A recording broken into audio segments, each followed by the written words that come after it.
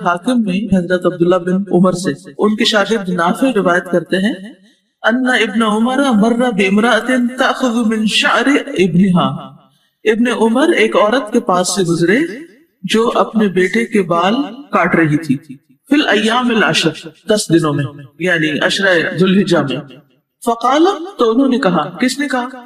ابن عمر نے کہا، لو اخرتیہ الی یوم النحر، کتنا اچھا ہوتا اگر تم اس کو یوم النحر یعنی 10ویں تاریخ تک مؤخر کرتی، کانا احسن، تو یہ بات زیادہ اچھی ہوتی۔ تو اس سے کیا پتا چلتا ہے کہ بچوں کے بال بھی نہیں کاٹنے چاہیے۔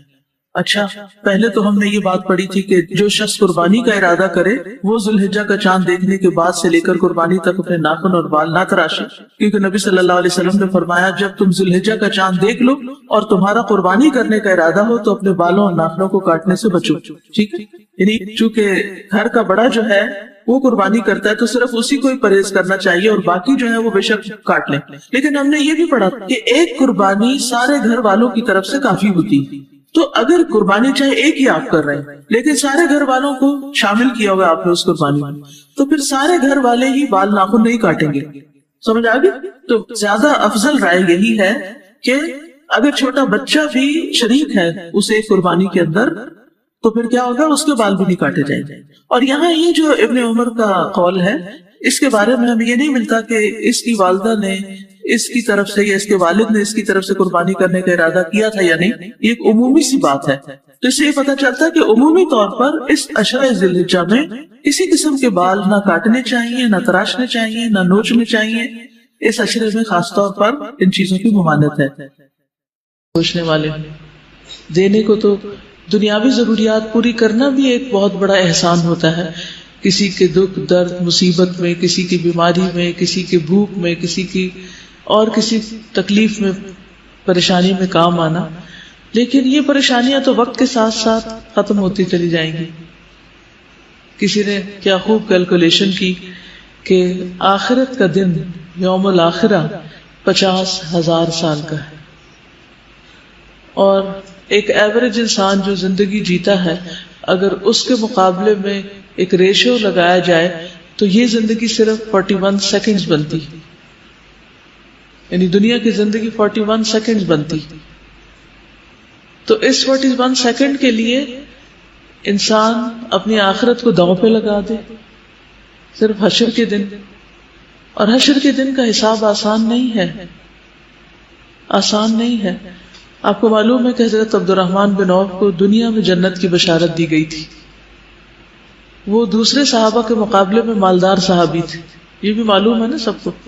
وہ کہتے ہیں میں مٹی میں بھی ہاتھ ڈالتا ہوں تو وہ سونا بن جاتی، اور ان کا رزق حلال تھا، اور ایسا نہیں تھا کہ وہ اس رزق کو صرف اپنی عیاشیوں پر خرچ کریں، ہرگز بھی نہیں، وہ دوسروں پر خرچ کرنے والے تھے۔ نبی صلی اللہ علیہ وسلم کی وفات کے بعد آپ کے اہل و عیال کا خیال رکھتے تھے، آپ کے ازواج مطہرات کا خیال رکھتے تھے، اور بھی جنگ تبوک کا موقع ہے تو سب سے زیادہ حضرت عثمان کے علاوہ حضرت عبد الرحمن بن عوف کی کنٹریبیوشن تھی، ہر موقع پر اسلام کی مدد کی۔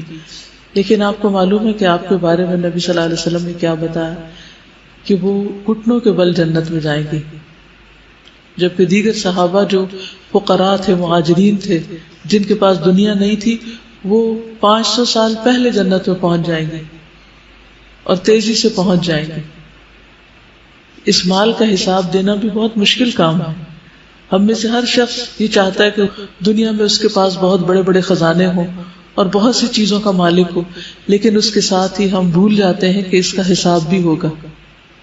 لَتُسْأَلُنَّ يَوْمَئِذٍ عَنِ النَّعِيمِ، قیامت کے دن ان نعمتوں کے بارے میں سوال ہوگا۔ تو اگر آج کسی کو مالی پریشانی ہے یا مالی تنگی ہے، یہ دنیا میں کسی بھی اعتبار سے اسے کوئی قربانی کرنی پڑ رہی ہے، کسی غربت اور فقر اور قرضے تلے کوئی دبا ہوا ہے، تو وہ ہرگز پریشان نہ ہو۔ یہ دنیا کی زندگی جو چند سیکنڈ کی ہے آخرت کے مقابلے میں، یہ بہت جلد گزر جانے والی، اور وہ دن بہت طویل ہے اور اس کا حساب بھی بہت سخت ہے۔ تو اسی لیے یہ دعا بھی خاص دعاؤں میں شامل ہونی چاہیے کہ اللہم حاسبنا حسابا یسیرا، اور اللہ ہمیں بغیر حساب کے جنت میں داخل کر دے، کیونکہ جس کا حساب ہوا وہ مارا گیا۔ تو اس لیے بعض اوقات ہم کسی نہ کسی طرح اللہ تعالیٰ سے ناراض رہتے ہیں یا شکوہ کرتے رہتے ہیں یا اپنی کسی کمی کی وجہ سے پریشان رہتے ہیں اور اللہ کے دین کی خدمت اس طرح نہیں کرتے جیسے کرنے کا حق ہے. تو یاد رکھیے کہ دین سیکھنا اور سکھانا جو ہے یہ محض انفارمیشن کلیکٹ کرنا نہیں ہے. علم اور معلومات میں فرق ہوتا ہے. علم کے 3 حصے ہوتے ہیں. علم میں سب سے پہلا درجہ معلومات جمع کرنا ہے. جیسے آپ لوگ معلومات جمع کر رہے ہیں, کبھی قربانی پہ لیکچر ہے اور کبھی ذی الحج کے عشرہ پر لیکچر ہے اور کبھی کسی اور موضوع پر ہے. یہ ہے انفارمیشن جو آپ کو پاس آن کر دی جاتی ہے کہ یہ لے لیں, یہ کچھ کرنا ہے. اس کے بعد اگلا درجہ یہ ہوتا ہے کہ میرے لیے بھی اور آپ کے لیے بھی کہ اس علم کا امپیکٹ میری ذات پر کیا ہوا, آپ سب کی ذات پر کیا ہوا. کیا یہ جان لینے کے بعد کہ یہ پہلے 10 دن ذی الحج کے بہت قیمتی ہیں, ہماری نیکی کے کاموں میں کوئی تیزی آئی؟ ہم عام دنوں کے مقابلے میں کوئی ایسا عمل کرنے لگے کہ جو ہم عام دنوں میں نہیں کرتے تھے, کیونکہ ان دنوں کا عمل اللہ تعالیٰ کو بہت زیادہ محبوب ہے. اور کرنے کے کاموں میں جو کام بتائے گئے, کیا ان میں سے کچھ ہم نے اپنے عمل میں شامل کیے؟ اگر اس کا کوئی امپیکٹ ہم پر نہیں ہوا تو گویا ہم نے صرف معلومات حاصل کی, ہم نے علم حاصل نہیں کیا. اور وہ جو جزا ہے اور وہ جو ثواب اور وہ جو درجات کی بلندی ہے علم حاصل کرنے کے ساتھ جس کا تعلق ہے, وہ علم کے ساتھ ہے, معلومات کے ساتھ نہیں ہے کہ آپ نے بہت سی معلومات اکٹھی کر لی. دیکھا یہ جائے گا کہ آپ نے ان پر عمل کتنا کیا ہے. کیا عام دنوں کے مقابلے میں ان دنوں میں آپ کی تسبیحات زیادہ ہوئی؟ کیا مزید تسبیحات آپ کے ذکر میں شامل ہوئی؟ کیا ان چیزوں کی پابندی آپ نے شروع کی جن کا ہمیں معلوم ہوا کہ کرنی چاہیے ان دنوں کے اس اعتبار سے اور نسبت سے؟ خصوصاً جو نبی صلی اللہ علیہ وسلم کا فرمان ہے کہ ان دنوں میں کثرت کے ساتھ تحلیل اور تکبیر اور تحمید کہو, یعنی اللہ سبحانہ وتعالیٰ کی تعریف کرو اور تکبیر کہو. کیا ہم نے ان دنوں میں واقعی اس خاص ذکر کو اپنایا؟ اگر اپنایا, یعنی آپ میں 2 طرح کے لوگ ہوں گے. ایک وہ جنہوں نے ان چیزوں کو سیریس نہیں لیا, کیونکہ دین ایک سیریس چیز ہے. وما هو بالہزل, یہ کھیل کود کی چیز نہیں ہے کہ ہم روز معلومات میں اضافہ کرتے چلے جائیں. تو اگر ان چیزوں کو ہم اپنے عمل میں لے آئے تو الحمدللہ, اللہ کا شکر ہے, اللہ نے ہمیں علم عطا کیا, علم کی بلیسنگ دی. اور علم کا تیسرا درجہ ہے کہ اپنی معلومات اور اپنے عمل سے دوسرے لوگوں پر امپیکٹ ڈالنا, دوسرے لوگوں کو انفلوئنس کرنا. اب اس درجے پر اگر آپ دیکھیں اپنے آپ کو, تو کیا آپ کے عمل سے, آپ کے علم سے, آپ کے طریقے سے, کیا آپ کے گھر والوں پر, آپ کے دوستوں پر, آپ کے ماحول پر کوئی اثر پڑا؟ کیا ان کے اندر بھی یہ چیز آئی؟ کیونکہ میں نے آج کی آیات کی تلاوت اور غور و فکر جو کیا صبح کے وقت, اس سے مجھے تو یہ نظر آیا کہ جب تک میں امر بالمعروف اور نہی عن المنکر نہیں کرتی تو کامیابی مشکل ہے. یعنی یہ علم اور یہ معلومات اور یہ عمل صرف میری اپنی ذات کے لیے نہیں ہے, بلکہ میرے اپنے پیاروں کے لیے بھی ہے, میرے گھر والوں کے لیے بھی, میرے ساتھیوں کے لیے بھی ہے, میرے آس پاس کے لوگوں کے لیے بھی ہے. اور اس امر بالمعروف اور نہی عن المنکر میں اثر جب ہی ہوگا جب میں خود عمل کروں گی. اگر میں عمل نہیں کرتی تو میں کسی کو یہ کہنے کا حق نہیں رکھتی کہ تم بھی یہ تسبیح پڑھو. اگر میں روزہ نہیں رکھتی تو مجھے یہ حق نہیں کہ میں کسی کو کہوں کہ ان دنوں کے روزوں کا بہت ثواب ہے, سارے سال کے روزوں سے بہتر ہے رمضان کے علاوہ, کیونکہ وہ تو فرض ہے نا, اور فرض بہرحال فرض ہوتا ہے. اگر میں خود صدقہ خیرات نہیں کرتی تو مجھے کسی کو یہ بتانے کا حق نہیں کہ میں کسی سے کہوں کہ تم صدقہ خیرات کرو. تو امر بالمعروف اور نہی عن المنکر کی کچھ شرائط ہیں, لیکن جب انسان اس تیسری سیڑھی پر قدم رکھتا ہے تو وہ ساری بشارتیں آنے لگتی ہیں اور وہ ساری کامیابیوں کے راستے کھلنے لگتے ہیں. پھر آتا ہے وہ مقام کہ جب سلام آنے لگتے ہیں, پھر اللہ کی طرف سے سلامتی کا پیغام آنے لگتا ہے اس بندے کے لیے جو ان چیزوں پر عمل کرنے والا ہو, واقعی جو علم والا ہو. اور انما یخشى اللہ من عبادہ العلماء, علماء کی ڈیفینیشن کیا کی گئی کہ وہ اللہ سے ڈرنے والے ہوتے ہیں.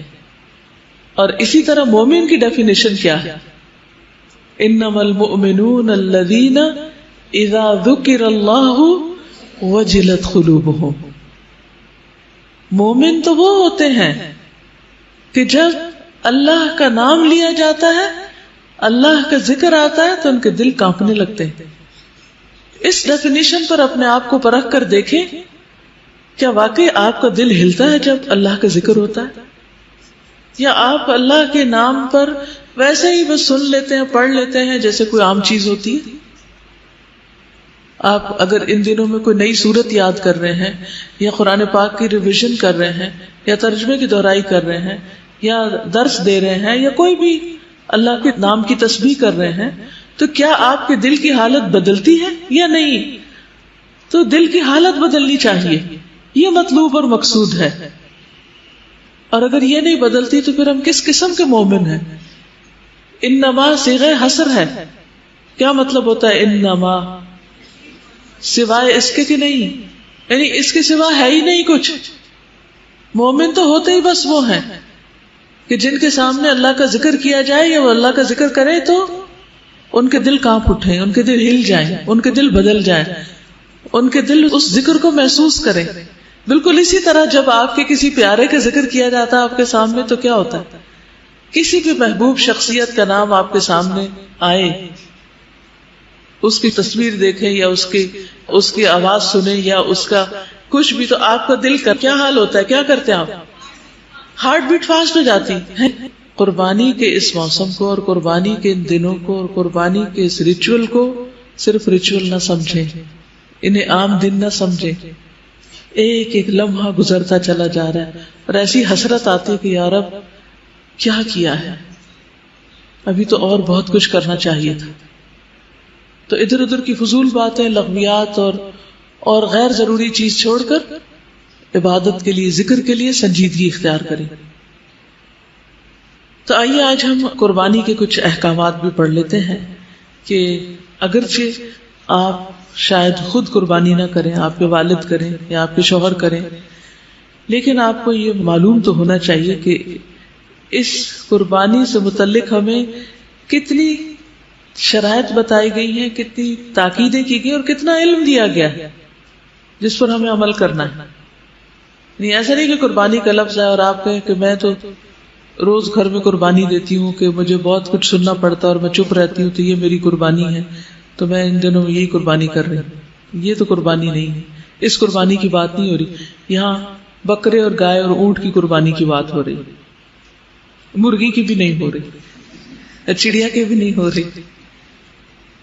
تو اس لیے جس قربانی کی بات ہو رہی ہے اس سے متعلق آپ کا دین آپ کو کیا بتاتا ہے پتہ ہونا چاہیے، تاکہ آپ لوگوں کے لیے گواہ بن جائیں، لوگوں کو بتانے والے بن جائیں کہ وہ کیا کریں اور کیا نہ کریں. یہ کس میں آئے گا؟ امر بالمعروف و نہی عن المنکر.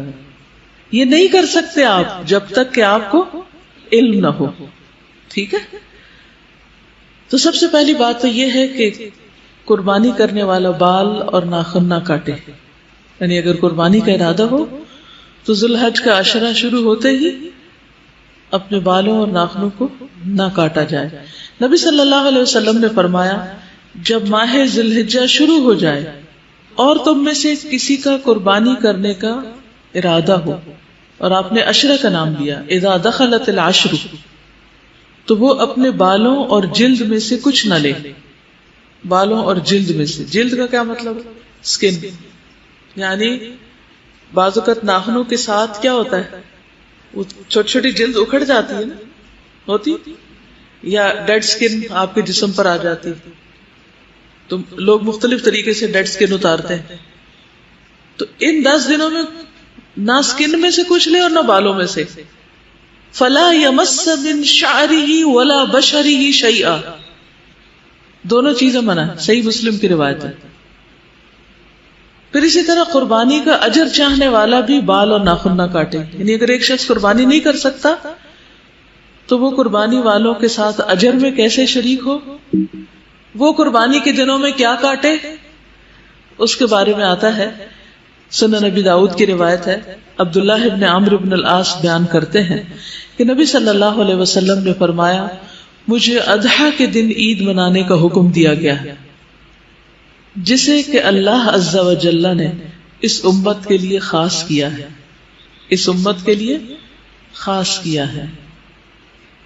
ایک آدمی نے کہا فرمائیے کہ اگر مجھے دودھ کے جانور کے سوا کوئی جانور نہ ملے، یعنی ایک میرے گھر میں گائے بندھی بھی ہے جس سے میں دودھ لیتا ہوں، اس کو بیچتا ہوں، میرا روزگار ہے، یا بچوں کو پلاتا ہوں، اور وہی ہے تو کیا میں اب اس کو ہی ذبح کر لوں؟ یا بکری ہے اور وہ دودھ دیتی ہے تو اب کیا کروں؟ یعنی آپ کے گھروں میں تو ایسا نہیں ہے، لیکن جن کے پاس اور وہ صرف ایک ہی ہو اور اسی پہ ان کا گزارا چل رہا ہو تو اس کے لیے تو بڑا امتحان ہے نا، کیا وہ بکری ذبح کر دے کہ نہ کرے؟ آپ نے فرمایا نہیں، وہ یہ بکری نہ ذبح کرے، دودھ والی بکری نہ ذبح کرے، بلکہ اپنے بال کاٹ لو۔ اب قربانی کا دن آ گیا تو کیا کرو؟ بکرا نہیں کاٹ سکتے، کیا کرو؟ بال کاٹ لو، ناخن کاٹ لو، مونچھیں تراش لو، زیر ناک کی یعنی انڈر آرمز اور انڈر لیگز کی صفائی کر لو، اللہ کے ہاں تمہاری یہی کامل قربانی ہوگی، کیونکہ یہ سنت ابراہیمی میں سے ہے، یعنی ختنہ کرنا اور مونچھیں تراشنا اور داڑھی کے بال بڑھانا اور باقی جسم کی صفائی کرنا۔ تو اس لیے عید کے دن انسان کو صاف ستھرا ہونا چاہیے، یہ نہیں 10 دن بھی نہیں کاٹے اور اس دن بھی اسمیل لے کے پھرتے رہیں، پھر یہ نہیں ہونا چاہیے۔ اپنے آپ کو صاف ستھرا کریں اور اس نیت کے ساتھ اب کریں گے، ٹھیک ہے؟ یعنی اگر ذرا سی بھی سستی آنے لگے تو اس سستی کو دور کر لیں گے کہ مجھے قربانی والوں کے ساتھ شامل ہونا ہے۔ ان کا سوال یہ تھا کہ کیا ہم اپنے بال وغیرہ اور ناخن وغیرہ عید پڑھنے کے بعد کاٹیں یا اس سے پہلے؟ چونکہ قربانی کا حکم نماز پڑھنے کے بعد ہے، اس لیے یہ بال وغیرہ اور ناخن وغیرہ بھی اس کے بعد ہی آپ کاٹیں۔ نبی صلی اللہ علیہ وسلم نے فرمایا مجھے عید الاضحیٰ کے دن قربانی کا حکم دیا گیا ہے اور اللہ نے اس دن کو اس امت کے لیے عید کا دن قرار دیا ہے۔ ایک آدمی کہنے لگا یہ بتائیے اگر مجھے کوئی جانور نہ ملے سوائے اپنے بیٹے کے جانور کے، یعنی اس نے بکری پالی میری اپنی نہیں، تو کیا میں اسی کی قربانی دے دوں؟ کیونکہ بیٹے کا مال باپ کا مال ہوتا ہے۔ ایک حدیث میں آتا ہے انت ومالک لابیک، تم اور تمہارا مال اپنے باپ کے ہو، یعنی باپ بیٹے کے مال میں سے اگر کچھ لیتا ہے تو چور شمار نہیں ہوگا۔ نبی صلی اللہ علیہ وسلم نے فرمایا کہ نہیں، بلکہ تم اپنے ناخن تراشو، بال کاٹو، مونچھیں برابر کرو، زیر ناک بال صاف کرو، اللہ کے ہاں یہی کام تمہاری طرف سے مکمل قربانی تصور ہوں گے، یہ سب کام تمہارے لیے مکمل قربانی تصور ہوں گے، ٹھیک ہے؟ یہ تو ہو گیا ایک کرنے کا کام، لسٹ بنا رہے آپ؟ اوکے، تاکہ بھول نہ جائیں، اور دوسروں کو بھی بتانا ہے، دوسروں کو بھی اس میں شریک کرنا ہے۔ قربانی کے دن روزہ رکھنے کی ممانعت ہے اگرچہ نظر مانی ہوئی ہو۔ مثلا اگر کسی نے یہ نظر مانی ہوئی کہ میں ہر مہینے کی 10 تاریخ کو روزہ رکھوں گی اور 10 تاریخ کو تو عید آ گئی، تو بھی روزہ نہیں رکھ سکتے چاہے نظر مانی ہو، تو عید کے دن روزہ نہیں۔ عبداللہ ابن عمر رضی اللہ تعالی عنہما سے روایت ہے، ان سے ایک ایسے شخص کے بارے میں پوچھا گیا جس نے نظر مانی ہو کہ کچھ مخصوص دنوں میں روزے رکھے گا، پھر اتفاق سے انہی دنوں میں بقرہ عید یا عید کے دن پڑ گئے۔ عبداللہ ابن عمر نے کہا کہ تمہارے لیے رسول اللہ صلی اللہ علیہ وسلم کی زندگی بہترین نمونہ ہے، آپ بقرہ عید کے دن اور عید کے دن روزہ نہیں رکھتے تھے اور نہ ان دنوں میں روزے کو جائز سمجھتے تھے، ٹھیک ہے؟ ان دنوں میں روزہ کوئی رکھے بھی تو اس کا روزہ نہیں ہوتا، یہ کھانے پینے کے دن ہے۔ اصل میں دین کیا ہے؟ اطاعت کا نام ہے، جب کہا جائے کھانا پینا چھوڑ دو تو چھوڑ دو، اور جب کہا جائے کھانا پینا بند نہیں کرو تو اس وقت بند نہیں کرے، روزہ نہیں رکھے۔ ابو عبید بن اظہر کے غلام نے بیان کیا کہ میں عید کے دن عمر بن خطاب کے ساتھ حاضر تھا، انہوں نے بیان کیا کہ ان دنوں میں رسول اللہ صلی اللہ علیہ وسلم نے روزہ رکھنے سے منع فرمایا تھا، ایک تو روزہ افطار کرنے کا دن ہے اور دوسرا وہ دن جس میں تم اپنی قربانی کا گوشت کھاتے ہو۔ دونوں عیدوں میں فرق یہ ہے کہ عید الاضحیٰ کے دن نماز کے بعد کچھ کھاتے ہیں، اس سے پہلے نہیں، اور عید الفطر کے دن نماز سے پہلے کھا کر جاتے ہیں۔ پھر آ جاتا ہے قربانی کا جانور۔ فضیلت کے اعتبار سے جانوروں کے درجے، افضل قربانی کے بارے میں مختلف آراء ہے کہ سب سے افضل قربانی کون سی؟ جمہور کے نزدیک یعنی میجورٹی کے نزدیک سب سے افضل اونٹ، پھر گائے، پھر مینڈھا، پھر بکری، کیونکہ جس جانور میں سب سے زیادہ فقراء اور مساکین کا فائدہ ہے یقیناً وہی زیادہ بہتر اور افضل ہے۔ اور اس حدیث سے بھی یہی پتہ چلتا ہے کہ اونٹ کی قربانی سب سے افضل قربانی ہے۔ رسول اللہ صلی اللہ علیہ وسلم نے فرمایا جب جمعے کا دن ہوتا ہے تو مسجد کے دروازوں میں سے ہر دروازے پر فرشتے ہوتے ہیں جو آنے والوں کی ترتیب کے مطابق نام لکھتے ہیں، اور جب امام ممبر پر بیٹھ جاتا ہے تو ناموں والے صحیفے لپیٹ دیے جاتے ہیں، رجسٹر بند کر دیے جاتے ہیں، اور فرشتے بھی آ کر خطبہ سننے لگتے ہیں۔ اور گرمی میں پہلے آنے والے کی مثال اس انسان جیسی ہے جو اونٹ قربان کرتا ہے، یعنی سب سے پہلے جو آتا ہے گرمی کے موسم میں اور کافی دیر اس کو خطبے کا انتظار کرنا پڑتا ہے مسجد میں، تو اس کا اجر اونٹ قربان کرنے والے کی طرح ہے۔ پھر جو آتا ہے اس کا اجر گائے قربان کرنے والے کی طرح، پھر مینڈھا قربان کرنے والے کی طرح، اور پھر جو آیا وہ تقرب کے لیے مرغی پیش کرتا ہے کہ بغیر وضو کے درود نہ پڑھا جائے، سر پہ دوپٹے کے بغیر درود نہ پڑھا جائے، راستے میں کہیں درود نہ پڑھے، ایسا کچھ نہیں ہے۔ دعا ہو، ذکر ہو، درود ہو، وضو کے ساتھ، وضو کے بغیر، راستے میں، سوتے جاگتے اٹھتے بیٹھتے ہر جگہ پڑھ سکتے ہیں۔ صرف یہ ہے کہ نماز جو ہے وہ وضو کے بغیر نہیں ہوتی، وہ پوری طرح سطر ڈھانکے بغیر نہیں ہوتی۔ آپ لمبی سے لمبی نماز پڑھ رہے ہیں لیکن آپ نے ایسا دوپٹہ اوڑا ہوا ہے کہ آپ کے بال جھلک رہے ہیں تو آپ کی نماز نہیں ہوگی، آپ کی محنت ضائع ہو جائے گی۔ لیکن درود شریف کے وقت اگر آپ کام کر رہے ہیں، مثلا کھانا پکا رہے ہیں، اور آپ نے دوپٹہ اتار کے ایک طرف رکھا ہوا ہے کہ بار بار وہ بیچ میں اٹک رہا ہے، تو کوئی حرج نہیں، سر ننگا بھی ہے تو درود شریف پڑھ سکتے ہیں۔ تو درود شریف پڑھتے رہنے سے انسان کے سارے مسائل حل ہو جاتے ہیں، خاص طور پر اگر آپ کے دل پر بوجھ ہے، غم ہے، پریشانی ہے، تو درود ان چیزوں کو دور کرنے والا ہے، ان کا ازالہ کرنے والا ہے۔ یہ دنیا اور آخرت کی خیر کو جمع کرنے والا ہے، کیونکہ اللہ تعالیٰ جس کو غم اور فکر میں کافی ہو جائے تو ایسا شخص دنیا اور آخرت دونوں کی پریشانیوں سے نکل جائے گا، کیونکہ نبی صلی اللہ علیہ وسلم نے درود کی فضیلت کیا بتائی کہ پھر اللہ تعالیٰ اس کو دنیا اور آخرت کے ہم و غم کے لیے کافی ہو جائے گا، یعنی پھر سارے معاملات آپ کے اللہ کے سپرد ہو جائیں گے۔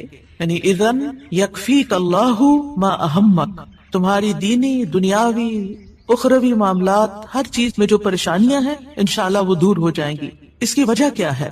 اس کی وجہ یہ ہے کہ انسان اللہ سبحانہ وتعالیٰ کی طرف متوجہ ہوتا ہے اور ایک محسن کے احسانات کو یاد کرتا ہے، یعنی جیسے شکر نعمتوں کو بڑھاتا ہے نا، لَإِن شَكَرْتُمْ لَأَزِيدَنَّكُمْ، اگر تم نے شکر ادا کیا تو میں تمہیں کیا کروں گا؟ اور نعمتیں دوں گا۔ درود شریف کیا ہے؟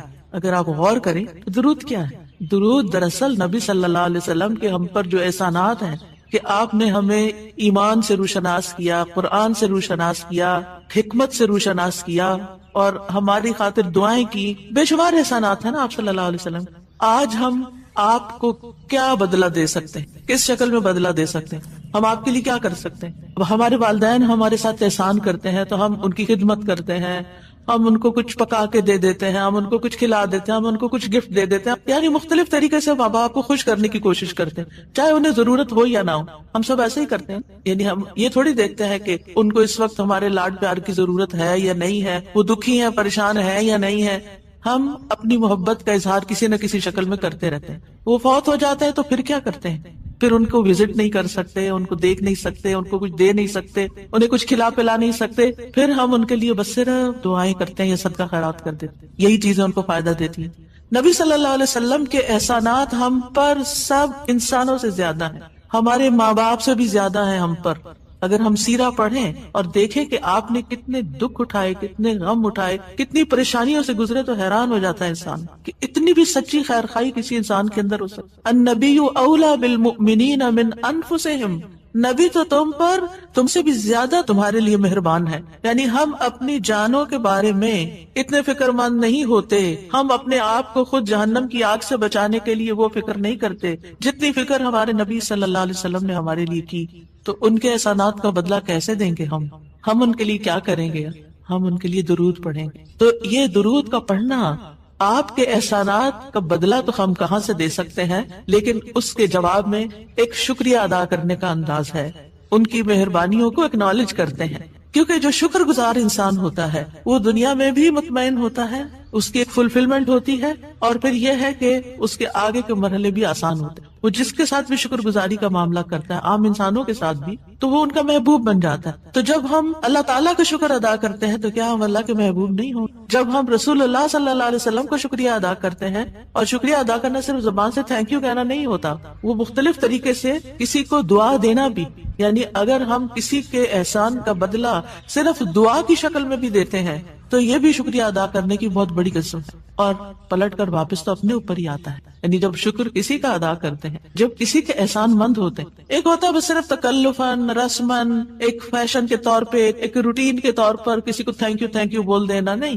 دل سے جینوئنلی دوسرے کا شکر گزار ہونا، یہ اس کے دل میں آپ کی محبت بڑھاتا ہے. اس میں آپ کی نیت یہ نہیں ہوتی کہ وہ مجھ سے محبت کرے، نہیں، آپ اس کو اکنالج کر رہے ہوتے ہیں، اس کا احسان مان رہے ہوتے ہیں، اور اللہ تعالیٰ اس کے دل میں آپ کی محبت ڈال دیتا ہے. اور جو ناشکرے انسان ہوتے ہیں، جو ناقدرے ہوتے ہیں، سب سے پہلے تو ہم اللہ ہی کے حق میں ناقدرے، وما قدر اللہ حق قدری، ہم نے اللہ کی قدر ہی نہیں کی جیسا قدر کرنے کا حق ہے. ہم نے نبی صلی اللہ علیہ وسلم کی قدر ہی نہیں کی جیسا کہ قدر کرنے کا حق ہے. تو ہماری یہ تسبیحات اور ہمارا یہ درود شریف اس قدر کی طرف بڑھنے کا ایک چھوٹا سا جسچر ہے کہ ہم واقعی اس بات کو مانتے ہیں کہ ان کے ہم پر احسانات تھے. لہٰذا جب ہم درود پڑھتے ہیں تو اس کا مطلب یہ ہے کہ ہم نے باقی چیزیں چھوڑی اور ہم آپ کا حق ادا کرنے کی طرف متوجہ ہو گئے. تو یہ چیز اللہ تعالیٰ کو کتنی پسند آتی ہوگی کہ یہ اپنے لیے کچھ نہیں مانگ رہا، اپنے لیے نہیں کچھ مانگ رہا، اپنی باتیں نہیں کر رہا، یہ اپنے غموں کو بھول کے، اپنے کاموں کو چھوڑ کے صرف نبی صلی اللہ علیہ وسلم پر درود بھیج رہا ہے، یعنی ان کا احسان مان کر، ان کا شکریہ ادا کرتے ہوئے ان کے لیے دعا کر رہا ہے. نبی صلی اللہ علیہ وسلم اللہ تعالیٰ کے محبوب ہیں، سب سے بہترین بندے ہیں، سب سے بہترین نبی ہیں.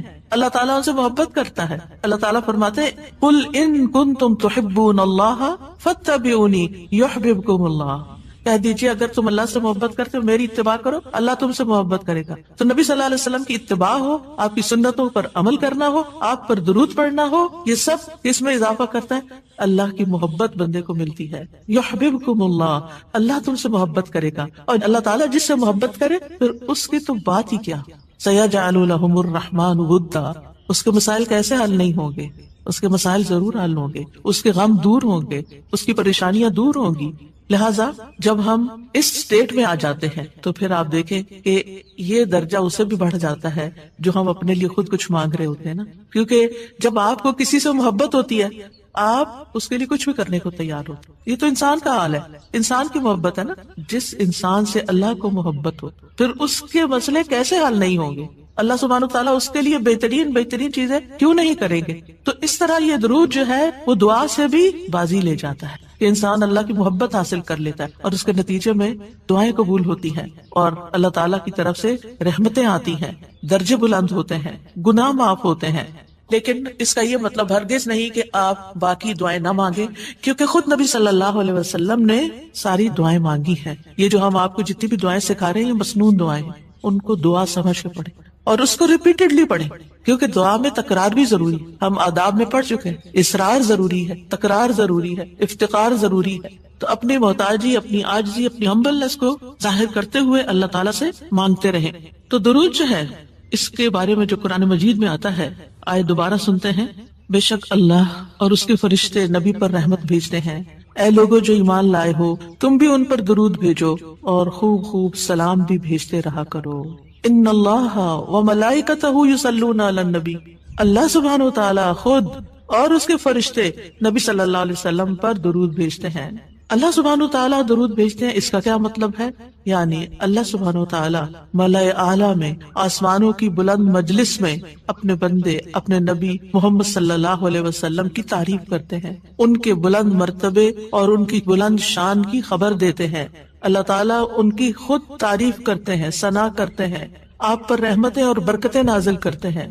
اور فرشتے بھی درود بھیجتے ہیں، جیسے فرشتے تسبیح کرتے ہیں نا، اور جیسے کائنات کی باقی چیزیں سب اللہ کی حمد و ثنا کرتے ہیں، تو نبی صلی اللہ علیہ وسلم پر بھی فرشتے درود بھیجتے ہیں. اور ان کا درود بھیجنا کیا ہے کہ آپ کے لیے رحمت اور مغفرت اور بلندی درجات کی دعا.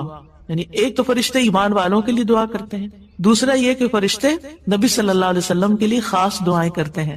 تو اگر اللہ تعالیٰ ان پہ درود بھیجتا ہے، ان پہ رحمت نازل کرتا ہے، فرشتے درود بھیجتے ہیں، تو پھر اہل ایمان کو کیا کرنا چاہیے؟ پہلے اللہ تعالیٰ اور فرشتوں کی بات کی گئی تاکہ ہمارے اندر بھی شوق پیدا ہو کہ ہم بھی درود بھیجیں. یا ایھا الذین آمنوا صلوا علیہ وسلموا تسلیما، اے ایمان والو تم بھی آپ پر خوب خوب درود اور سلام بھیجو، صلاۃ و سلام بھیجو. یعنی پہلے آسمان والوں کی خبر دی گئی کہ فرشتے ایسا کر رہے ہیں، پھر زمین والوں کو حکم دیا جا رہا ہے کہ تم بھی ایسا کرو. قرطبی کہتے ہیں اس آیت کے ذریعے اللہ نے اپنے رسول کو آپ کی زندگی میں، یعنی رسول اللہ صلی اللہ علیہ وسلم کی زندگی میں اور آپ کی وفات کے بعد آپ کو شرف و مرتبہ بخشا ہے، اور آپ کے مقام اور مرتبے کو بیان کیا ہے کہ آپ کا کیا مقام ہے، تاکہ ہم ایمان والے اس مقام کو سمجھیں. تو دوسرے لفظوں میں آپ صلی اللہ علیہ وسلم کے لیے اوپر کے جہان اور نیچے کے جہان میں تعریفیں ہوتی، یعنی ہم بھی آپ کی تعریف کرتے ہیں اور فرشتے بھی آپ کی تعریف کرتے ہیں، ہم بھی آپ کے لیے دعائیں کرتے ہیں، فرشتے بھی آپ کے لیے دعائیں کرتے ہیں. اور اللہ سبحانہ وتعالی ملائے اعلیٰ میں مقرب فرشتوں کے پاس اپنے نبی کی تعریف کرتے ہیں. اب دیکھیں کہ دنیا میں طرح طرح کی مجالس ہوتی ہیں، کچھ مجالس بڑی خاص ہوتی ہیں، خاص لوگ صرف انوائٹڈ ہوتے ہیں، ہر کوئی نہیں وہاں جا سکتا. آسمانوں میں بھی خاص مجالس، اللہ سبحانہ وتعالیٰ کے جو خاص مقرب فرشتے ہیں جنہیں وہ حکم دیا گیا تھا کہ آدم کو سجدہ کرو، جن کے سامنے اللہ تعالیٰ نے یہ بات رکھی تھی کہ میں آدم کو پیدا کرنے جا رہا ہوں. یہ گیدرنگ جو ہے اس کو ملائے اعلیٰ کہتے ہیں. ملا کہتے ہیں سرداروں کو، اور اعلیٰ کہتے ہیں بلند سردار. تو یہ ایلیٹ کلاس ہے فرشتوں کی کہ جس کے سامنے اللہ سبحانہ وتعالیٰ نے حضرت آدم کی پیدائش کی بات کی تھی اور پھر اس کے بعد سجدے کا حکم دیا گیا تھا. تو مقرب فرشتوں کے درمیان یا ان کے پاس اللہ سبحانہ وتعالیٰ نبی صلی اللہ علیہ وسلم کی تعریف کرتے ہیں. ذرا سوچئے، امیجن کیجئے فرشتوں کی مجلس. ویسے تو کوئی فرشتہ اللہ کی نافرمانی نہیں کرتا، ہر فرشتہ اطاعت گزار ہے، ہر فرشتہ اللہ کی بات مانتا. یفعلون ما یؤمرون، لپکتے ہیں، دوڑتے ہیں، بھاگتے ہیں، تیز بھاگتے ہیں ایک دوسرے سے. فالسابقات سبقا، ایک دوسرے سے سبقت لے جاتے ہیں اللہ کا حکم ماننے میں. یعنی فرشتوں کا یہ حال ہے. لیکن ان کی کیٹیگریز ہیں. سورۃ فاطر کے شروع میں کیا آتا ہے؟ جاعل الملائکۃ رسلا اولی اجنحۃ مثنی وثلاث ورباع ویزید فی الخلق ما یشاء. 2 پروں والے فرشتے بھی ہیں، 3 والے بھی ہیں، 4 والے بھی ہیں، اور پھر اللہ جتنی چاہتا ہے بڑھا دیتا ہے. جبریل علیہ السلام کے تو 600 پر ہیں. سوچئے کیا کیفیت ہوگی ان کی. اور پھر جو حاملین عرش فرشتے ہیں ان کی کندھے سے لے کے یہاں کان کی لو تک 700 سال کا فاصلہ ہے. اتنا عرصہ کوئی سفر کرتا رہے. اب آپ خود سوچیں کہ اتنے بڑے فرشتے ہیں وہ، ان کے سامنے اللہ سبحانہ وتعالی محمد صلی اللہ علیہ وسلم کی تعریف فرماتے ہیں. آپ کے مقام کا اندازہ کریں. کیا ہم نے قدر کی اپنے نبی کی؟ ہم کیا درود پڑھتے ہیں، ہم کیا تعریف کرتے ہیں، ہم کتنا جانتے ہیں آپ کو، ہم آپ کی سنت کو کیا سمجھتے ہیں. حدیث، یہ تو حدیث ہے، یہ قرآن تو نہیں ہے. استغفر اللہ. آپ نے دین کے مختلف چیزوں میں فرق کر دیا جس کو خود رسول اللہ صلی اللہ علیہ وسلم دے کر گئے تھے. آپ کس راہ پہ چل پڑے. تو آپ سوچئے کہ اللہ کے رسول صلی اللہ علیہ وسلم کی تعریف وہاں ہو رہی، راہ گزرتا بھی کوئی ہماری تعریف کر دے نا تو ہم ایسے بھول جاتے ہیں کہ بڑی چیز ہو گئے، ہم پتہ نہیں کیا بن گئے ہیں. اس کو بھی بہت کچھ سمجھتے ہیں. کبھی فیس بک پہ لگاتے ہیں یہ فلاں نے ہماری تعریف کی ہے، کبھی کچھ کرتے ہیں، کبھی کچھ کرتے ہیں. تعریف. آپ سوچئے پھر ہم کیا ہے اور محمد صلی اللہ علیہ وسلم کیا ہے جن کی تعریف اللہ تعالیٰ کر رہے ہیں اور وہ فرشتوں کی مجلس میں کر رہے ہیں. اس تعریف کا کیا کہنا. ایسے پیغمبر پر، ایسے نبی پر کیا ہم درود نہیں بھیجیں گے؟ کیا ہم ان کے لیے دعائیں نہیں کریں گے؟ اللہ سبحانہ تعالیٰ سے ان کے لیے وسیلہ نہیں مانگیں گے؟ تو صلاۃ کا جو لفظ ہے، صلاۃ کا لفظ اس کے معنی میں رحمت بھی ہے، ذکر خیر بھی ہے، دعا بھی ہے. رحمت، ذکر خیر اور دعا. قاموس میں ہے الصلاۃ الدعاء والرحمت والاستغفار وحسن الثناء من اللہ عز وجل علی رسولہ صلی اللہ علیہ وسلم. صلاۃ سے مراد دعا، رحمت، استغفار اور اللہ عز وجل کی طرف سے اس کے رسول کی تعریف ہے. یعنی درود کا یہ مطلب ہے. یعنی اللہ تعالیٰ کی طرف سے صلاۃ بھیجنے کا مطلب کیا کہ اللہ تعالیٰ آپ سے راضی ہیں اور آپ پر رحمت نازل کرتے ہیں. یعنی اللہ تعالیٰ آپ پر درود بھیجتے یعنی آپ پر رحمت نازل کرتے ہیں اور آپ سے راضی ہیں. ابن قیم کہتے ہیں نبی صلی اللہ علیہ وسلم پر اللہ کے صلاۃ بھیجنے سے مراد اللہ سبحانہ تعالیٰ کا آپ کی تعریف کرنا ہے اور آپ کی دیکھ بھال کرنا ہے اور آپ کے شرف کو ظاہر کرنا ہے اور آپ کی فضیلت اور حرمت کو ثابت کرنا ہے. اور فرشتوں کے صلاۃ بھیجنے کا مطلب کہ وہ دعا کے معنی میں ہے کہ وہ نبی صلی اللہ علیہ وسلم کے لیے دعا مانگتے ہیں. اور یہ بھی ممکن ہے کہ وہ اللہ سبحانہ تعالیٰ کے ساتھ مل کر نبی صلی اللہ علیہ وسلم کی تعریف کرتے ہیں کہ فرشتے بھی آپ کی تعریف کرتے ہیں. ابو عالیہ کہتے ہیں کہ معزز فرشتوں کا صلاۃ بھیجنا ان کا دعا کرنا ہے نبی صلی اللہ علیہ وسلم کے لیے. ابن عباس کہتے ہیں یصلون کا مطلب ہے وہ برکت کی دعا کرتے ہیں. یہ سارے معنی میں اختلاف نہیں ہے، یہ مختلف طریقے سے صلاۃ کے لفظ کو واضح کیا گیا، کیونکہ عام طور پر ہمیں لفظ درود کا بھی مطلب کوئی نہیں آتا ہوتا. یعنی کہ اگر کسی سے پوچھے درود کیا ہوتا ہے، کچھ پتہ نہیں، بس ہوتا ہے درود. تو عربی میں درود نہیں کہتے، یہ فارسی کا لفظ ہے. عربی میں صلاۃ کہتے ہیں، اور صلاۃ میں یہ سارے معنی آ جاتے ہیں جو میں عرض کر رہی ہوں. اور امت کو کیا حکم ہے کہ وہ آپ کے لیے دعا بھی کریں اور آپ کے حکم کی تعظیم بھی کریں. آپ کے حکم کو، جو نبی صلی اللہ علیہ وسلم کا حکم ہے، اس کو سب کے حکم پر فوقیت دیں، اس کو بڑا سمجھیں. ایک طرف ماں باپ کا حکم، ایک طرف رسول اللہ صلی اللہ علیہ وسلم کا حکم. اگرچہ اللہ سبحانہ وتعالیٰ نے ہمیں ماں باپ کے ساتھ احسان کا حکم دیا ہے، ان کی بات ماننے کے لیے بھی کہا ہے، لیکن ان کے مقابلے میں اگر رسول اللہ صلی اللہ علیہ وسلم آ جاتے ہیں تو پھر ہمیں رسول اللہ صلی اللہ علیہ وسلم کی بات کو فوقیت دینی ہے، ترجیح دینی ہے، اہمیت دینی ہے. کیونکہ وہ شخص مومن ہی نہیں ہو سکتا جس کو نبی صلی اللہ علیہ وسلم اس کے والدین، اولاد اور سب انسانوں سے زیادہ محبوب نہ ہو جائیں. یہ ایمان کا کرائیٹیریا ہے. سارے انسانوں، چاہے کوئی کتنے بڑے بڑے اسکالرز ہوں، سائنٹسٹ ہوں، ریسرچرز ہوں، چاند پہ جانے والے لوگ ہوں، جو مرضی ہوں، جہاں رسول اللہ صلی اللہ علیہ وسلم کی بات آ گئی، یہ بات سچی ہے. صدق اللہ و رسولہ، اللہ اور اس کے رسول نے سچ کہا ہے. صحیح اوتھینٹک حدیث سامنے آ گئی ہے، ایسا ہی کرنا چاہیے. ریسرچز کہتی ہیں شہد نہ کھایا جائے کیونکہ اس میں بہت سویٹنس ہے. نہیں، قرآن کہتا ہے کہ شہد میں شفا ہے. نبی صلی اللہ علیہ وسلم نے تجربہ کروایا تھا ایک شخص کو، وہ شہد سے پہلے بیمار ہوا تھا اور پھر اسی سے ہی وہ ٹھیک ہوا تھا جس کا پیٹ خراب ہوا تھا. ہمارا یقین ہے اگر شہد خالص ہے، شہد شہد ہے، کچھ اور نہیں، تو پھر اسی میں ہی شفا ہے. یہ ہو نہیں سکتا کہ جو بات قرآن کہہ دے اور جو بات نبی صلی اللہ علیہ وسلم کہہ دے پھر اس میں کوئی شک باقی رہے. کوئی شک نہیں. ہمیں اس شک کو دل سے نکالنا ہے. دو چیزیں ایمان میں خلل ڈالتی ہیں، شبہات اور شہوات. کیونکہ جب ہمارے اندر ڈاؤٹس آ جاتے ہیں نا کسی چیز کے بارے میں، تو پھر ہمارا یقین اٹھ جاتا ہے، پھر ہمارا عمل کمزور ہو جاتا ہے. اور اسی طرح جب ہماری خواہشات آگے آ جاتی ہیں تو پھر ہم لیزی ہو جاتے ہیں، ہم اپنی مرضی پسند کے محبوب کام کرنے لگتے ہیں اور دوسرے کاموں کو پیچھے کر دیتے ہیں، چاہے وہ ہمارے لیے زیادہ فائدے کی کیوں نہ ہو. ابن قیم کہتے ہیں ہمارا آپ پر صلات بھیجنا یہ ہے کہ ہم اللہ تعالیٰ سے مطالبہ کرتے ہیں، ہم اللہ تعالیٰ سے دعا کرتے ہیں، اللہم، کہ اے اللہ ہمارے نبی کی اور بھی زیادہ تعریف کریں اور آپ کی فضیلت اور شرف کو ظاہر کریں اور آپ کی تکریم اور اپنی قربت کا آپ ان کے لیے اظہار کریں. یعنی اے اللہ تعالیٰ آپ ان کو اور زیادہ محبوب بنا لیں، اور زیادہ ان کو عزت دیں، اور زیادہ ان کے درجے بلند کریں. اور یہ سچے دل سے تو دعا اسی کی ہوگی نا جو نبی صلی اللہ علیہ وسلم سے محبت کرتا ہوگا اور آپ کی اہمیت کو جانتا ہوگا. ان لوگوں کا درود کیا درود ہوگا جو نبی صلی اللہ علیہ وسلم کو وہ عزت اور مقام دیتے ہی نہیں جو واقعی ان کا ہے. کیونکہ جب تک کسی سے محبت نہ ہو تو اس کے لیے اس درجے کی دعا بھی نہیں ہو سکتی. چاہے دن میں کوئی 10 دفعہ آپ سے کہنا میرے لیے دعا کرو، آپ کریں گے، لیکن اس پیار سے وہ دعا نہیں نکلے گی جس پیار سے وہ دعا نکلے گی جس سے آپ کے لیے محبت. وہ نہ بھی کہے تو آپ اس کے لیے دعائیں کرتے رہتے ہیں. اور پھر یہاں پر اس آیت میں صرف صلاۃ کی بات نہیں بلکہ کیا فرمایا، وسلموا تسلیم، سلموا، آپ کو سلام کا تحفہ بھی دیں. صرف صلاۃ نہیں بلکہ سلام بھی کریں.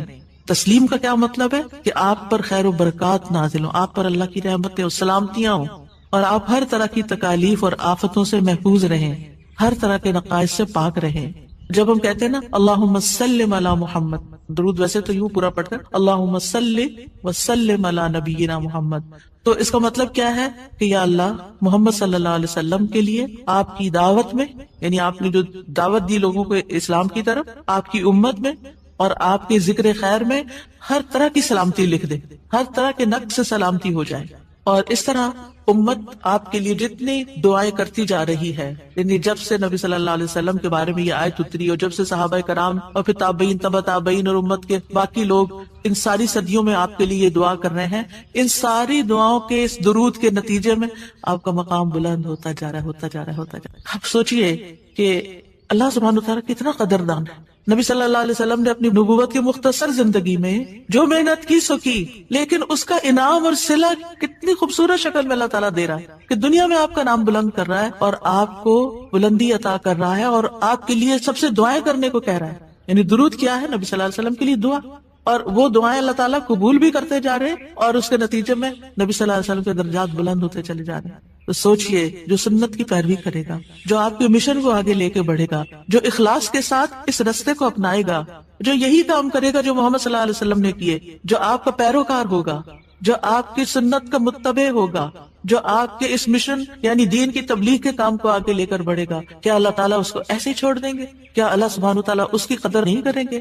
ہم سب انسان کسی نہ کسی طرح دنیا میں بلندی چاہتے ہیں، کوئی ڈگری کے ذریعے، کوئی مال کے ذریعے، کوئی کسی ذریعے دوسروں سے آگے نکلنا چاہتا ہے، بلند مرتبہ ہونا چاہتا ہے، لیکن اس راستے کو چھوڑ دیتے ہیں کیونکہ اس راستے کو بظاہر یوں لگتا ہے کہ اس سے کیا ملے گا، ہمیں اس سے کون سی بلندی مل جائے گی، اور اس طرح ہم نبی صلی اللہ علیہ وسلم کے طریقہ کار کو چھوڑ کر اور طریقوں کو اختیار کرنے لگتے ہیں۔ ہم سمجھتے ہیں شاید اس میں زیادہ خیر ہے یا اس سے ہمیں زیادہ بھلائی یا کوئی بڑائی مل جائے گی، نہیں، اصل بات یہ ہے کہ ہمیں جو عزت یہ دین دے سکتا ہے، جو مرتبوں کی بلندی، جو اللہ کی رحمتیں، جو خیر اور لازوال نعمتیں جنہیں کبھی ختم نہیں ہونا، جو اس راستے سے مل سکتی ہیں، وہ دنیا میں کوئی اور راستہ ہے ہی نہیں ان سب نعمتوں کو پانے کا۔ پھر بھی ہم اپنے دین کو حقیر سمجھتے ہیں اور دین کی خدمت کو فارغ وقت کا کام سمجھتے ہیں اور پورے خوشی اور محبت اور خلوص کے ساتھ یہ کام نہیں کرنا چاہتے۔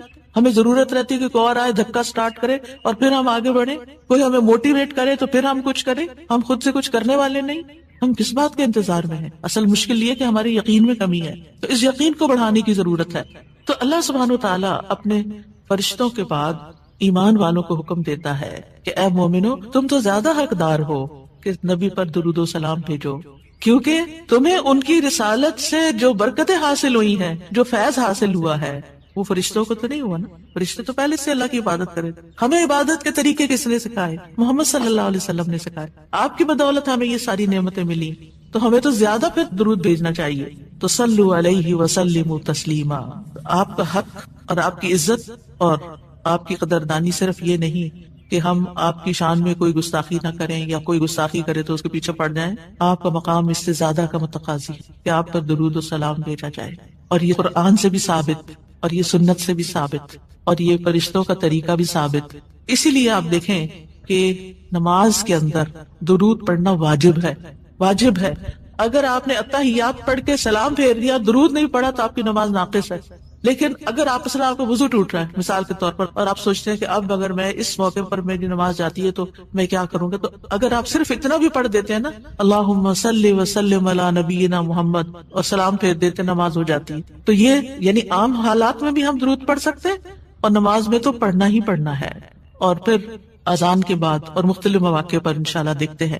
شیخ سعدی کہتے ہیں آپ صلی اللہ علیہ وسلم پر درود بھیجنا اللہ سبحانہ تعالیٰ اور اس کے فرشتوں کی اقتدا ہے، اور جو حقوق ہم پہ عائد ہوتے ہیں اس کا بدلہ دینا بھی مقصود ہے۔ آپ کی محبت اور آپ کی تکریم کی علامت ہے۔ جو آپ سے جتنی محبت کرے گا اتنا ہی درود بھیجے گا۔ پھر یہ اجر و ثواب کے حصول کا ذریعہ بھی ہے۔ سبحان اللہ، یعنی جب کوئی انسان شکر گزار ہوتا ہے، قدردان ہوتا ہے، تو اللہ تعالیٰ اس کی کیسی قدردانی کرتے ہیں۔ درود ہم آپ پر پڑھتے ہیں، ثواب ہمیں مل رہا ہوتا ہے، کوئی احسان نہیں ہے کسی پر، آپ کو بھی ساتھ ہی فائدہ ہو گیا۔ اور پھر یہ ایمان کی علامت ہے، کیونکہ جو آپ سے محبت نہیں کرتا اس کا ایمان مکمل نہیں۔ اور پھر آپ کی توقیر جس کا حکم اللہ تعالیٰ نے دیا اس کی علامت بھی ہے، لِتُؤْمِنُوا بِاللَّهِ وَرَسُولِهِ وَتُعَزِّرُوهُ وَتُوَقِّرُوهُ وَتُسَبِّحُوهُ بُكْرَةً وَأَصِيلًا، تاکہ تم اللہ اور اس کے رسول پر ایمان لاؤ اور اس کی مدد کرو اور اس کی تعظیم کرو اور دن کے شروع اور آخر میں تسبیح کرو۔ نبی صلی اللہ علیہ وسلم کی امت پر جو احسانات ہیں ان کا تھوڑا سا ذکر کرنا اس لیے ضروری ہے تاکہ یاد تازہ ہو جائے کہ آپ کے ذریعے ہمیں کیا کیا فیض ملا۔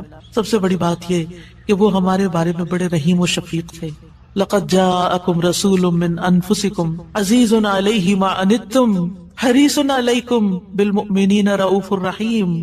لوگوں تمہارے پاس تمہیں میں سے ایک رسول آیا ہے، اگر تمہیں کوئی تکلیف پہنچے تو اسے گراں گزرتی، اس کو تکلیف ہوتی ہے۔ کیا ہمارے اندر بھی دوسروں کے لیے ایسے احساسات ہیں کہ کسی کو تکلیف پہنچے تو ہمیں تکلیف ہو جائے؟ نبی صلی اللہ علیہ وسلم کو ایمان والوں کی تکلیف سے تکلیف پہنچتی تھی۔ وہ تمہاری فلاح کا حریص ہے۔ ہم ہیں لوگوں کی فلاح کے حریص کہ ان کو ہدایت ہو جائے، یہ دین کی طرف آ جائے۔ مومنوں پر نہایت مہربان اور رحم کرنے والا ہے۔ یہ ہیں ہمارے رسول جن کی گواہی اللہ تعالیٰ نے دی کہ ان کے اندر کے جذبات لوگوں کے لیے کیا ہے اور ان کا مشن کیا، اور وہ چاہتے کیا ہیں آپ کے لیے، اور وہ کتنے شفیق اور مہربان ہے۔ یعنی ایک دائی کی بنیادی صفت ہونی چاہیے کہ وہ دوسروں سے محبت کرنے والا ہو، دوسروں کی خیر کرنے والا ہو۔ ہم بعض اوقات دین کا کام کرتے ہوئے اتنے پروفیشنل ہو جاتے ہیں کہ ہماری ٹون بھی بڑی اسپارٹ ہو جاتی ہے اور ہمارا انداز بھی بڑا تحکمانہ ہو جاتا ہے۔ ہم سمجھتے ہیں کہ ہم صحیح معنی میں خدمت کر رہے ہیں، نہیں، کہیں ایسا نہ ہو کہ اس کی وجہ سے لوگ دین سے ہی دور ہو جائیں۔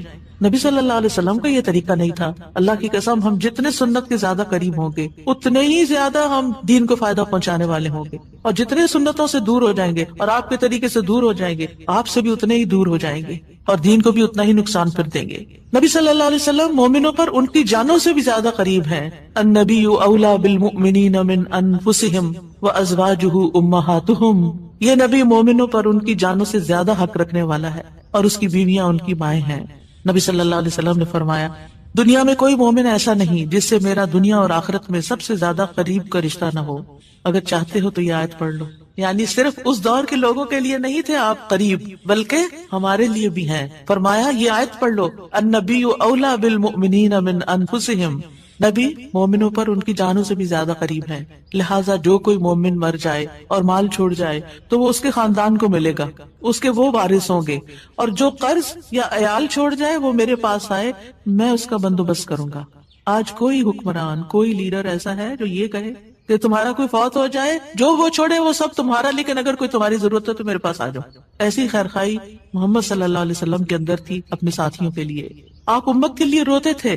نبی صلی اللہ علیہ وسلم نے ابراہیم علیہ السلام کے بارے میں یہ آیت پڑھی, رب انہن اضللن کثیرا من الناس فمن تبعنی فانہ منی, کہ اے میرے رب ان بتوں نے بہت سے لوگوں کو گمراہ کر دیا ہے تو جو میری پیروی کرے وہ مجھ سے ہوگا. اور یہ آیت جس میں عیسیٰ علیہ السلام کہتے ہیں ان تعذبہم فانہم عبادک وان تغفر لہم فانک انت العزیز الحکیم. اے اللہ اگر تو انہیں عذاب دے, یعنی جو میرے پیروکار ہیں, تو تیرے بندے ہیں دے دے, اور اگر تو بخش دے تو بے شک تو عزیز الحکیم ہے. نبی صلی اللہ علیہ وسلم نے کیا فرمایا؟ ابراہیم علیہ السلام نے کہا بس وہ میرے ہیں جو میری پیروی کرے. عیسیٰ علیہ السلام نے کہا تیرے بندے ہیں, تو چاہے تو سزا دے. نبی صلی اللہ علیہ وسلم کو دی. پھر آپ نے یہ دو آیتیں پڑھ کے اپنے ہاتھ اٹھائے اور فرمایا اے اللہ میری امت میری امت, امتی امتی, اور آپ رونے لگ گئے. یہ آپ کے دل میں امت کے لیے پیار تھا, امت کے دل میں محمد صلی اللہ علیہ وسلم کے لیے کیا محبت ہے. تو اللہ عز و جل نے فرمایا اے جبریل جاؤ محمد کے پاس, حالانکہ تیرا رب خوب جانتا ہے, اور ان سے پوچھو کہ کیوں رو رہے ہیں. جبریل علیہ السلام آپ کی خدمت میں آئے اور آپ سے رونے کی وجہ پوچھی, تو رسول اللہ صلی اللہ علیہ وسلم نے انہیں بتا دیا کہ میں اپنی امت کے لیے رو رہا ہوں, حالانکہ اللہ سب سے زیادہ جاننے والا ہے. تو اللہ تعالیٰ نے فرمایا اے جبریل محمد کی طرف جاؤ اور ان سے کہہ دو کہ ہم آپ کو آپ کی امت کے بارے میں ضرور راضی کر دیں گے اور ہم آپ کو غمگین نہیں کریں گے. اتنے حریص تھے وہ ہماری نجات کے اور ہماری فلاح کے. تو کیا وہ والدین سے بھی زیادہ پھر مہربان نہیں ہم پر؟ ہمارے ماں باپ ہماری دنیا کا غم کرتے ہیں, ہماری دنیا کی فکریں کرتے ہیں, ان کو کھانے کہاں سے ملے گا, ان کے فلاں چیز کا کیا ہوگا, فلاں چیز کا کیا ہوگا. نبی صلی اللہ علیہ وسلم ہماری دنیا کے تو پیچھے ہو گیا نا, کہ جس کا عیال ہو قرض دار ہو میرے پاس آ جائے, لیکن ہماری آخرت کی فکر کرتے ہیں کہ میری امت کی بخشش ہوگی کہ نہیں ہوگی. ایک دفعہ کوئی لا الہ الا اللہ محمد الرسول اللہ کہہ کر اس دین میں داخل ہو جاتا ہے تو پھر محمد صلی اللہ علیہ وسلم اس کے لیے مہربان ہو جاتے ہیں, اس کے لیے غمگین ہو جاتے ہیں کہ اس کی بخشش ہو جائے. آپ ہر نماز میں امت کے لیے دعائیں کرتے تھے, ہر نماز میں. حضرت عائشہ کہتی ہیں میں نے رسول اللہ صلی اللہ علیہ وسلم کو خوش طبیعت دیکھ کر کہا اے اللہ کے رسول میرے لیے اللہ تعالیٰ سے دعا کریں. آپ نے فرمایا اللہم اغفر لعائشہ ما تقدم من ذنبها وما تأخر وما اسرت وما اعلنت. اے اللہ عائشہ کے سب گناہ بخش دے, جو اس نے پہلے کیے, جو بعد میں کیے, جو چھپا کے کیے, جو اعلانیہ کیے. خوشی سے حضرت عائشہ نے ہنسنا شروع کر دیا, یہاں تک کہ ہنستے ہنستے ان کا سر رسول اللہ صلی اللہ علیہ وسلم کی گود میں جا پڑا. آپ نے پوچھا کیا تمہیں میری دعا نے خوش کر دیا؟ انہوں نے کہا بھلا مجھے کیا ہے کہ آپ کی دعا خوش نہ کرے, آپ کی دعا سے ہی خوش ہوئی ہوں. آپ نے فرمایا اللہ کی قسم میں ہر نماز میں اپنی امت کے لیے یہ دعا کرتا ہوں. یہ احسانات ہیں آپ کے ہم پر, اور آپ نے اپنی مقبول ترین دعا جو تھی اپنی امت کے لیے محفوظ کر لی. نبی صلی اللہ علیہ وسلم نے فرمایا مجھ سے کہا گیا آپ مانگیں, کیونکہ ہر نبی نے مانگا ہے, ہر نبی کو ایک مقبول دعا دی گئی ہے کہ جو اللہ تعالیٰ ضرور قبول کرے گا, لیکن میں نے اپنا سوال قیامت کے دن کے لیے مؤخر کر دیا, ڈیلے کر دیا, وہاں جا کے مانگوں گا اور وہ تمہارے لیے ہوگا, اور لا الہ الا اللہ کی گواہی دینے والے ہر شخص کے لیے ہوگا. ہمیں اگر اللہ تعالیٰ کی طرف سے پیغام آئے کہ کوئی ایک دعا مانگ لو وہ ضرور قبول ہوگی, تو ہم جھٹ سے اپنے لیے کوئی دنیا کی دعا مانگ لیں گے جو جلد ختم بھی ہو جانے